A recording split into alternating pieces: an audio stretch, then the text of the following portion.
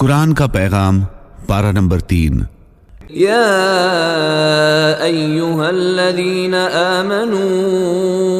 انفقوا مما رزقناکم من قبل ان یأتی یوم لا بیع فیہ ولا خلة ولا شفاعہ۔ اے ایمان والوں، جو رزق ہم نے تمہیں دیا ہے اس میں سے قیامت کا ایسا دن آنے سے پہلے پہلے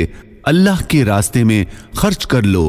جس دن نہ کوئی سودا ہوگا، نہ کوئی دوستی کام آئے گی اور نہ کوئی سفارش ہو سکے گی۔ مثل الذين ينفقون أموالهم في سبيل الله كمثل حبة أنبتت 7 سنابل في كل سنبلة 100 حبة والله يضاعف لمن يشاء والله واسع عليم۔ الذين ينفقون أموالهم في سبيل الله ثم لا يتبعون ما أنفقوا منا ولا أذى لهم أجرهم عند ربهم ولا خوف عليهم ولا هم يحزنون۔ جو لوگ اللہ کے راستے میں اپنے مال خرچ کرتے ہیں ان کی مثال ایسی ہے جیسے ایک دانہ 7 بالیں اگائے اور ہر بال میں 100 دانے ہوں۔ اسی طرح اللہ تعالیٰ ایک نیکی کا ثواب 700 نیکیوں تک بڑھاتا ہے، اور اللہ جس کے لیے چاہتا ہے بندے کے اخلاص کی وجہ سے ثواب میں 700 سے بھی زیادہ کئی گنا اضافہ کر دیتا ہے۔ اللہ بہت وسعت والا اور بڑے علم والا ہے۔ اور جو لوگ اپنے مال اللہ کے راستے میں خرچ کرتے ہیں پھر خرچ کرنے کے بعد نہ احسان جتلاتے ہیں اور نہ کوئی تکلیف پہنچاتے ہیں، وہ اپنے پروردگار کے پاس اپنا ثواب پائیں گے، نہ ان کو کوئی خوف پہنچے گا اور نہ کوئی غم۔ یا ایہا الذین آمنوا انفقوا من طیبات ما کسبتم ومما اخرجنا لکم من الارض ولا تيمموا الخبيث منه تنفقون ولستم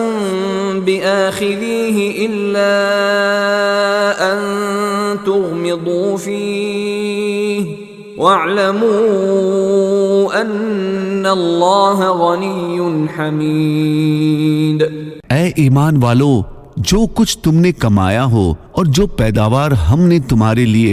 زمین سے نکالی ہو اس کی اچھی چیزوں کا ایک حصہ اللہ کے راستے میں خرچ کیا کرو، اور یہ نیت نہ رکھو کہ بس ایسے خراب قسم کی چیزیں اللہ کے نام پر دیا کرو گے جو اگر کوئی دوسرا تمہیں دے تو نفرت کے مارے تم اسے آنکھیں بند کیے بغیر نہ لے سکو، اور یاد رکھو کہ اللہ ایسا بے نیاز ہے کہ ہر قسم کی تعریف اسی کی طرف لوٹتی ہے۔ الذين ينفقون أموالهم بالليل والنهار سرا وعلانية فلهم أجرهم عند ربهم ولا خوف عليهم ولا هم يحزنون۔ جو لوگ اپنے مال دن رات خاموشی سے بھی اور کھلم کھلا بھی خرچ کرتے ہیں وہ اپنے پروردگار کے پاس قیامت کے دن اپنا ثواب پائیں گے، اور نہ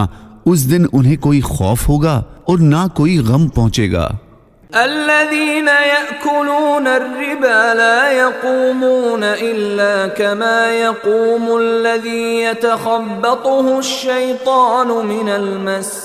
ذلك بأنهم قالوا إنما البيع مثل الربا وأحل الله البيع وحرم الربا۔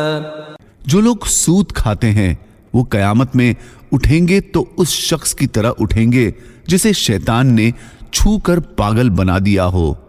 یہ اس لیے ہوگا کہ انہوں نے کہا تھا کہ بے خریدنا اور بیچنا بھی سود ہی کی طرح ہے، حالانکہ اللہ نے بے کو حلال کیا ہے اور سود کو حرام قرار دیا ہے۔ يا أيها الذين آمنوا إذا تداينتم بدين إلى أجل مسمى فاكتبوه وليكتب بينكم كاتب بالعدل۔ اے ایمان والو، جب تم کسی طے کیے ہوئے وقت کے لیے ادھار کا کوئی معاملہ کرو تو اسے لکھ لیا کرو، اور تم میں سے جو شخص لکھنا جانتا ہو انصاف کے ساتھ تحریر لکھے۔ ربنا لا تؤاخذنا إن نسينا أو أخطأنا ربنا ولا تحمل علينا إصرا كما حملته على الذين من قبلنا